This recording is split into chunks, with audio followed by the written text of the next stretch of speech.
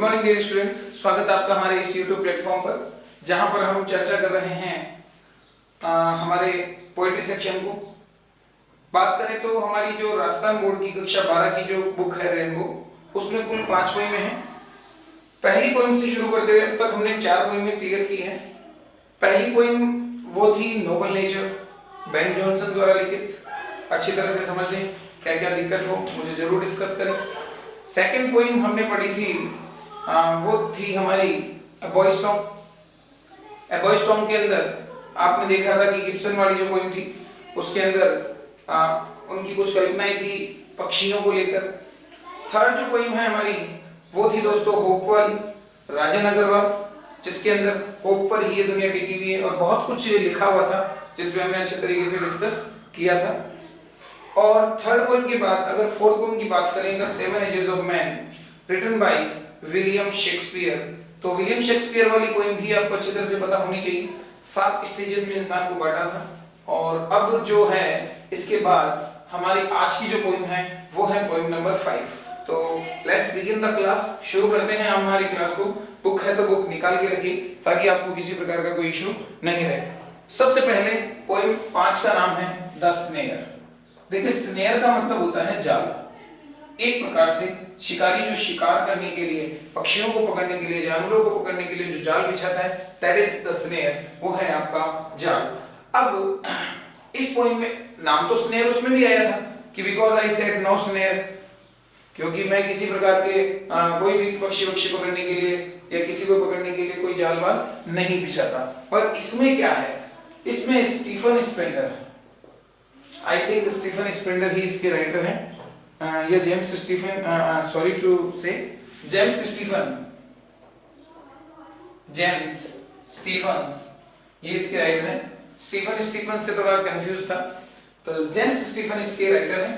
और James Stephen ने ये जो पोएम लिखी है, उस पोएम के अंदर सबसे पहले तो अगर हम बात करें इसकी थीम की कि मुख्य जो संदेश है वो क्या है, इसके अंदर राइटर ये कहते हैं कि मैं सुनता हूं एक रैबिट्स क्राई, एक रैबिट की क्राई की आवाज, rabbits crying, who was trapped in a snare. अब ये ट्रैप किसने किया उसे?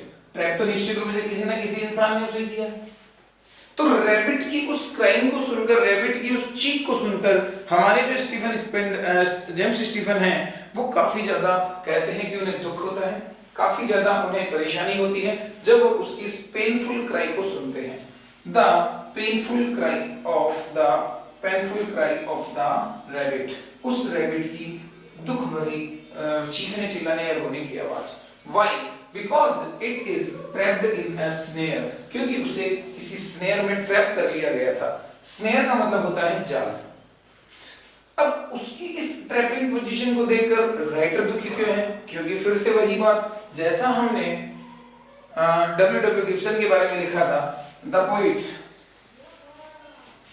James Stephen is a kind-hearted person.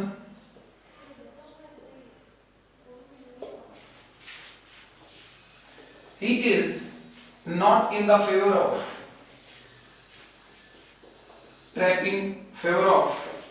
trapping the animals.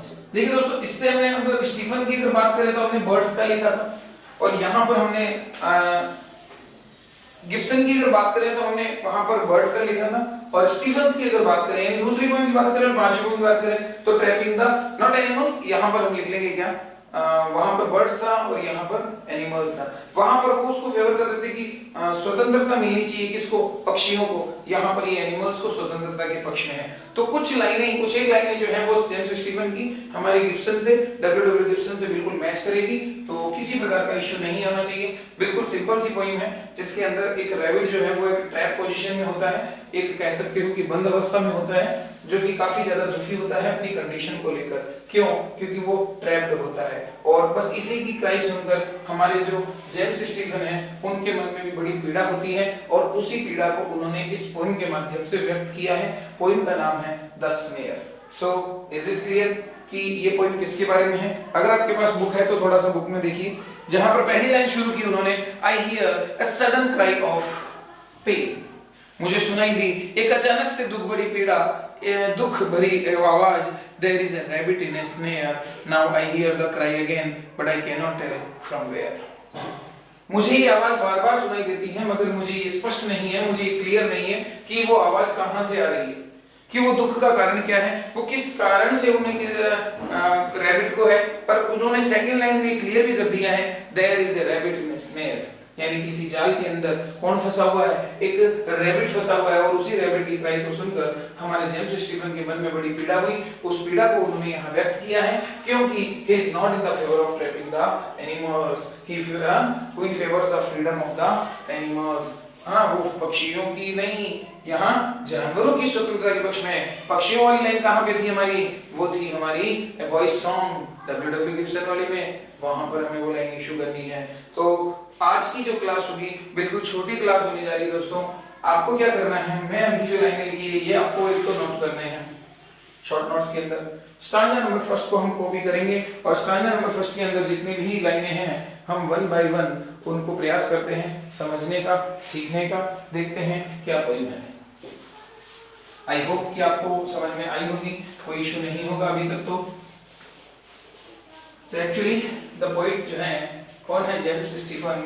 वो चाहते हैं कि इस प्रकार के पक्षियों को या किसी जानवरों को ट्रैप करना सही बात नहीं है, हमें उनको स्वतंत्र रूप से छोड़ना चाहिए। तो let's begin stanza number first. Stanza number first अगर आप देखते हो तो मैं यहाँ लिख देता हूँ, I hear a sudden cry of pain, I hear a sudden cry of pain, मुझे सुनाई देती है दुख भरी पीड़ा। There is a rabbit in a snare, there is a rabbit in a snare, snare जाल।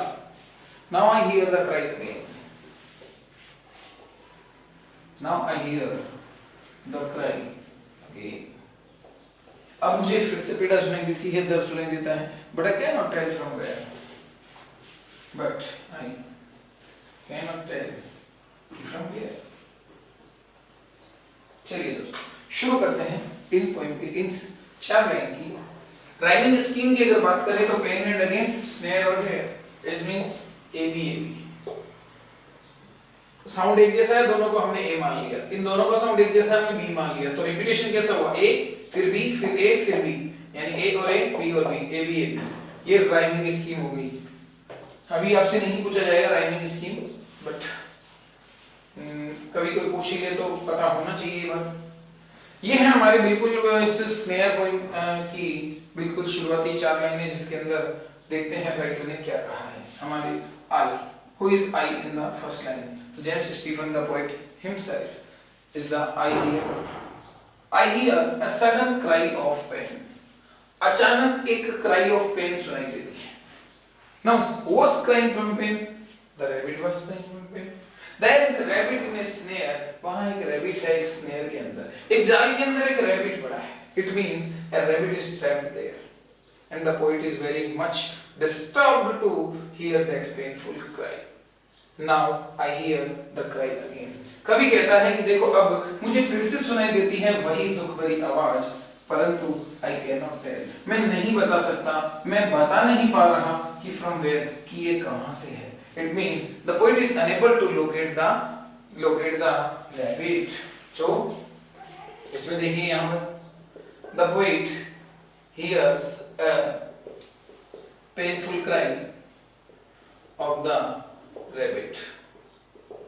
कवि सुनता है painful cry of the rabbit, it is trapped in a snare। The poet is very much disturbed to hear that cry। या painful cry को सुनकर बहुत ज्यादा disturb है। He tries to locate it, वह उसे ढूंढने की कोशिश करता है, but he is unable to do so, परंतु ऐसा करने में वह असमर्थ है। It means he could not या he cannot, है ना, वो नहीं कर सकता। He tries but he is unable to do it, वो ऐसा करने में क्या है, असमर्थ है। तो दोस्तों आपको स्क्रीन के ऊपर बिल्कुल दिखाई दे रही होगी लाइनें। आप लोगों की सुविधा के लिए मैं थोड़ा सा माइक को इस साइड कर देता हूँ। यहाँ पर आपको जो बिल्कुल कह सकते हो कि ये जो आपको मैटर दिखाई दे रहा है और ये जो मैटर है यहाँ पर, इस मैटर को आपको पूरा अच्छे तरीके से पढ़ना है और किसी प्रकार का कोई इशू हो तो मुझे डिस्कस करना है। तो आई थिंक आपको पूरा दिखाई दे रहा है, कोई इशू नहीं है।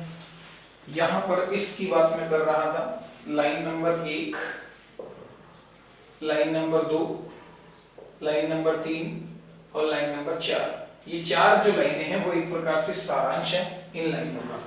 क्या फायदा है सर सारांश का?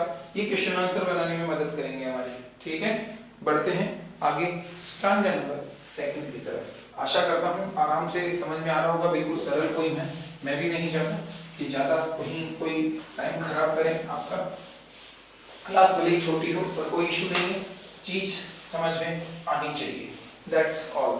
बात करते हैं दोस्तों स्टांजा नंबर 2 की। स्टांजा नंबर अगर 2 की अगर हम बात करें तो स्टांजा नंबर 2 जो हमारा है, but I can not tell from where, वहीं से रिपीटेशन हो रहा है उसी बात का, but I can not tell कि फ्रॉम वेयर। मैं नहीं कह पा रहा कि ये आवाज कहां से आ रही है। He is calling out for aid, he is calling out for aid. Aid का मतलब है हेल्प, सहायता के लिए वो चिल्ला रहा है, सहायता के लिए वो चिल्ला रहा है। Crying on the frightened air, crying on the frightened air, भयभीत माहौल जैसा उत्पन्न हो रहा है। Making everything afraid, making everything afraid, हर एक चीज को वो डरावना सा बना रहा है। It means the painful cry of the rabbit make the everything afraid. It means इसने हर चीज को बड़ा दुख भरा या अफ्रेड जैसी पोजीशन में बना दिया है। तो करते हैं स्टार्ट इस लाइन को। But I can not tell from where, मैं नहीं कह पा रहा कि ये कहां से है। It means the poet is unable to locate the trapped क्या था? ट्रैप्ड रैबिट था। ट्रैप के अंदर जो है वो ट्रैप्ड हुआ। He is calling out for aid. Who is calling out for aid? The rabbit. The rabbit is calling out for aid. It means it is calling for help. इसका मतलब for help, मदद के लिए वो छोटा सा जो जानवर है वो चिल्ला रहा है, रो रहा है, चीख रहा है। Crying out on the frightened air. तो यहां से है कि he is calling out for aid। कौन चिल्ला रहा है? The rabbit is crying for help। कभी ने देखा कि वो रैबिट जो है वो हेल्प के लिए चिल्ला रहा है। Crying on the frightened air। अब देखिए frightened air का मतलब हुआ कि माहौल कैसा हो रहा है? frightened सा। क्योंकि हम जब कोई जानवर हमें दिखाई नहीं दे रहा और फिर वो चिल्ला रहा हो तो क्या होता है? एक डर का सा माहौल उत्पन्न होता है कि क्या हो गया, कैसे हो गया, क्यों हो गया। हम जब किसी जानवर को रोते हुए सुनते हैं या किसी इंसान को रोते हुए सुनते हैं, दिखाई नहीं दे रहा है, तो मन में बड़ी पीड़ा और आश्चर्य का विषय होता है कि ये चारों तरफ किस प्रकार का इस तरह का डरावना सा माहौल है। मेकिंग एवरीथिंग अफ्रेड, और यही चीज हर चीज को अफ्रेड सा बना रही है। हम कह सकते हैं इसके अंदर कि एक प्रकार से ये जो माहौल बन रखा है वो एक भयभीत माहौल है। कहने का मतलब एक डरावना सा माहौल है जिसके अंदर उस क्राई के कारण से चारों तरफ का जो माहौल है वो बहुत ही डरावना सा लग रहा है। तो ये थी दोस्तों हमारे स्टांजा नंबर 2 की बिल्कुल सिंपल सी लाइन है जिसका हमने हिंदी ट्रांसलेशन किया। आगे के 2 स्टांजा हम अगली क्लास में करेंगे। Till then have a good time, have a nice time. आशा करता हूँ आप लोगों को वीडियो समझ में आया होगा और thanks for watching the video. Have a good day.